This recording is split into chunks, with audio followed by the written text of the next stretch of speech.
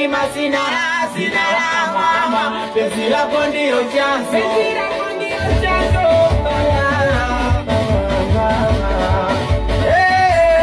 Ina maana tumegeuka kuwa adui, ina maana eti ndo nitaki tena, ina maana penzi langu unanitambui, ina maana napogasi moyo unanipiganisha ili wewe mjambo tunatumba kimoja tunatasekule mimi na wale usasanga hadi zileta kipindi kile tulipokutana mwanzo mimi na wewe mapenzi yalinoga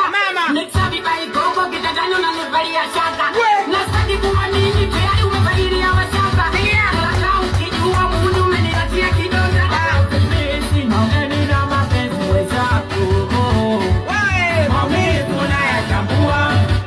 pende ndo ishara ya mapenzi